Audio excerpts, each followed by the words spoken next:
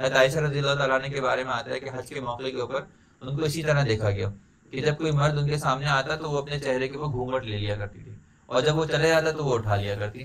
تو یہ دستور تو پہلے سے تھا، لیکن باقاعدہ حضرت عمر رضی اللہ تعالیٰ کے زمانے میں پھر چہرے کے اوپر، پردے کے اوپر، کیونکہ بہت سارے مسائل ایسے ہیں جس کے اوپر حضرت عمر رضی اللہ تعالیٰ نے فقہی اعتبار سے ان پر صحابہ کرام کا اجماع کرایا تھا کہ بعد کے زمانے کے لیے مسائل نہ ہوں، تو یہ بھی ان مسائل میں سے ہے.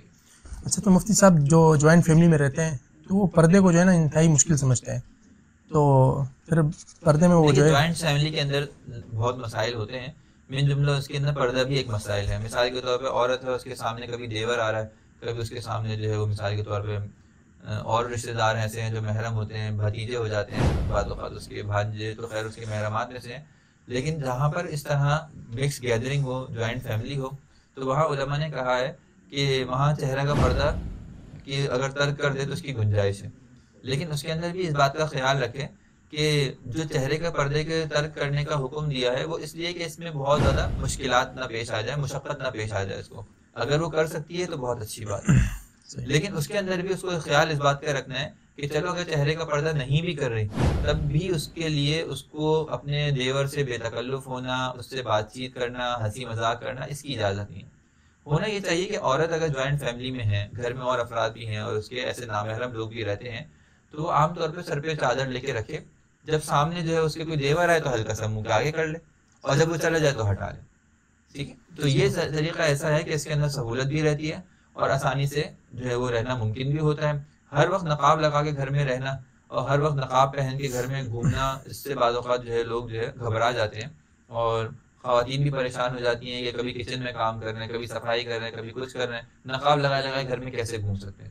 تو اگر مشکلات پیش آئیں تو وہ دوپٹہ لے لیں، اور اتنا ہو کہ جب دیور آئے تو انہوں نے منہ کے آگے کر لیا، جب دیور چلے گئے تو اس کو سائڈ میں کر لیا. ان سے بے تکلف ہونا، ہنسی مذاق کرنا اور اس طرح کی چیزوں کی ویسے بھی شریعت نے اجازت. مفتی صاحب یہ بعض معاشروں کے اندر یا خاندانوں کے اندر یہ بات مشہور ہے کہ دیور جو ہے نا، نہیں سالی جو ہے آدھی بیوی ہوتی ہے. یہ جملہ کہنا ٹھیک ہے؟ یہ غلط جملہ ہے، بہت ہی. سالی آدھی گھر والی کہتے ہیں لوگ، یہ انتہائی غلط اور نازیبا جملہ ہے. گھر والی کے اپنا ایک مرتبہ ہے، ایک مقام ہے، اور سالی اس کے لیے بالکل مکمل طور پر نامحرم ہے. بہت سی جو ہے وہ گھروں کے اندر بہت بے تکلفی ہوتی ہے سالیوں کی بہنوئیوں کے ساتھ، اور بہت زیادہ بے تکلفی کی وجہ سے بعض اوقات جو ہے مسائل انتہائی خراب بھی ہو جاتے ہیں. تو شریعت جو ہے اس طرح کے معاملات کے اندر بڑی جو ہے وہ احتیاط کرتی ہے. شریعت نے کہا ہے الحم و الموت. نبی کریم صلی اللہ علیہ وسلم نے فرمایا کہ دیور تو ایک موت ہے، یعنی دیور اس کا ایک سسرالی رشتہ ہے. اور بعض نے الحم کا ترجمہ کیا ہے سسر سے، کہ سسر ایک موت ہے. تو معلوم ہوا کہ دیکھو باہر کا بندہ ہے، اس کو اگر آپ تک پہنچنا ہے اس کے لیے بڑے مسائل اور بڑی رکاوٹیں اس کے لیے موجود ہیں. معاشرہ ہے، خاندان ہے، سب چیزیں ہیں، دسیوں رکاوٹیں ہیں. لیکن جو گھر کے اندر بیٹھا ہوا آدمی ہے اس کے آپ تک پہنچنے میں کوئی رکاوٹ نہیں ہے. تو باہر کے آدمی سے زیادہ خطرناک یہ گھر کا آدمی ہے، جس سے انسان کو ڈرنا بھی ہے اور احتیاط بھی کرنی ہے. صحیح. اور یہ چیز خالی اس کے ساتھ نہیں ہے، سسرالی رشتہ سارا کا سارا اسی طرح ہوگا. تو اب سالی کے لیے یہ جو ہے کیا کہتے ہیں بہنوئی کا رشتہ، وہ بھی الحم والموت کی ہی زمرے میں داخل ہے.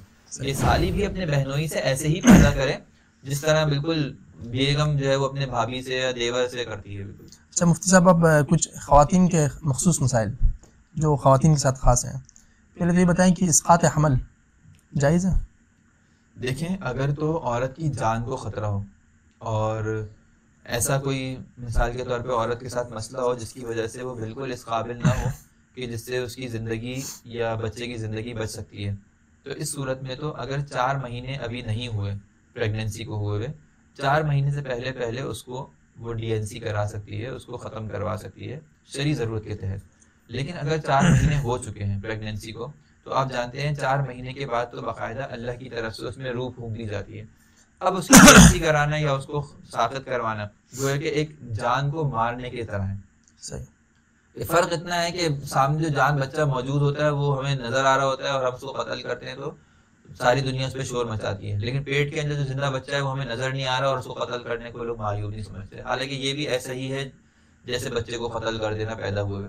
تو شریعت نے جب اس کے اندر جان آ گئی، ایک حرکت آ گئی، اس کے دل میں اللہ تعالیٰ نے ہارٹ بیٹ ڈال دی، تو اب جو ہے وہ گویا کہ ایک نفس مطمئنہ ہو گئی. اس کو ختم کرنے کی بالکل اجازت نہیں ہے.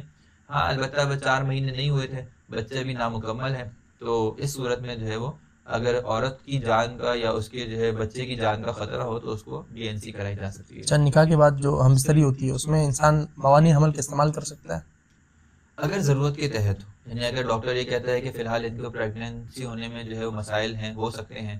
دیکھیں شریعت جو ہے وہ اس بارے کے اندر عورت کی صحت کو بہت زیادہ ترجیح دیتی ہے. تو مانع حمل ادویات کا استعمال کرنا عام حالات میں تو جائز نہیں ہے.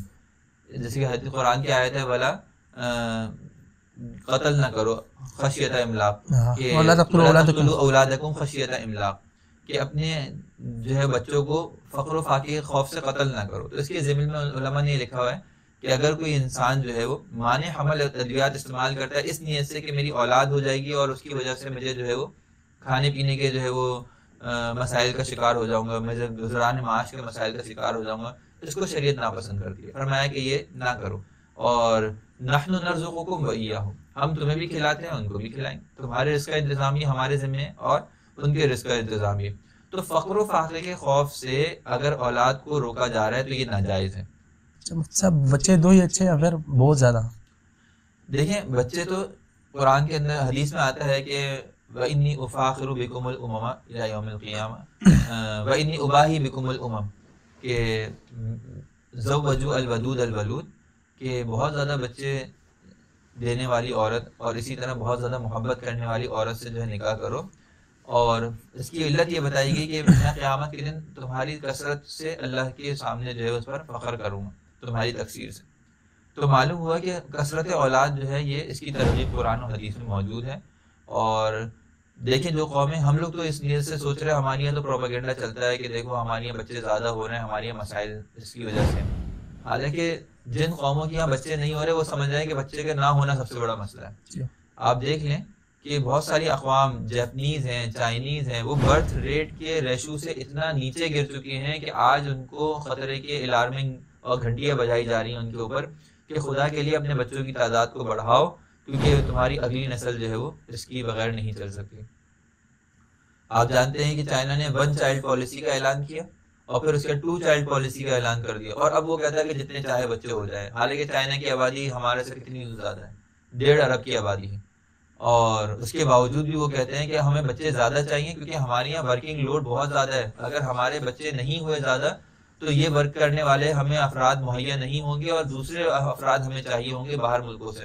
جس طرح اس قلت کا شکار اس وقت ویسٹ ہو چکا ہے کہ ویسٹ کے اندر چونکہ ایک نسل بالکل مادر پہ آزاد گزر گئی ہے، انہوں نے بچوں کے اوپر بالکل ہی پابندی لگائے رکھی، بالکل ہی بچوں سے اپنے آپ کو لا تعلق کیے رکھا، اپنے برتھ ریٹ کو بہت کنٹرول کرتے رہے. آج حال یہ ہے کہ ان کی اپنی آبادیاں کمزور ہو گئیں، کم ہو گئیں، وہاں پر ایشین زیادہ ہو گئے. وہاں پاکستانی، بنگلہ دیشی، ہندوستانی اگر نکال لیے جائیں ان کے ملک سے تو شاید ملک ہی خالی ہو جائیں. اتنے بڑے بڑے ممالک ہیں، اتنی بڑی بڑی ترقیاتی چیزیں ہیں ان کے پاس، لیکن نہیں ہے تو انسان نہیں، ان کے اندر کام کرنے والے لوگ نہیں ہیں. ان کے لیے ہماری ضرورت پڑ گئی ہے. تو یہ تو چیز ہے کہ کثرت اولاد جو ہے وہ ہونی چاہیے، لیکن دیکھیں تربیت اولاد بھی ہونی چاہیے. جہاں کثرت اولاد ضروری ہے وہاں کوالٹی بھی ضروری ہے. زیادہ مقدار میں بچے ہوں لیکن ان کے اندر تربیت بالکل نہ ہو، اس سے بہتر یہ ہے کہ کم مقدار میں ہوں لیکن وہ تربیت زیادہ ہو. جیسے کہ وہ ایک لطیفہ ہے نا کہ کسی نے کسی سے پوچھا کہ بھائی تمہارے کتنے بچے ہیں؟ اس نے کہا ہمارے تو 12 بچے ہیں. اس نے کہا وہ تو تمہارے گھر پہ وہ نہیں آئے تھے، کیا کہتے ہیں، فیملی پلاننگ والے، تو کیا تمہارے گھر میں فیملی پلاننگ والے لوگ نہیں آئے اور انہوں نے آ کے تم کو نہیں بتایا کہ بچے 2 ہی اچھے ہیں؟ اس نے کہا ہمارے ابا نے بھی یہی سوچ کے کیا کہ 2 تو اچھے نکل ہی آئیں گے.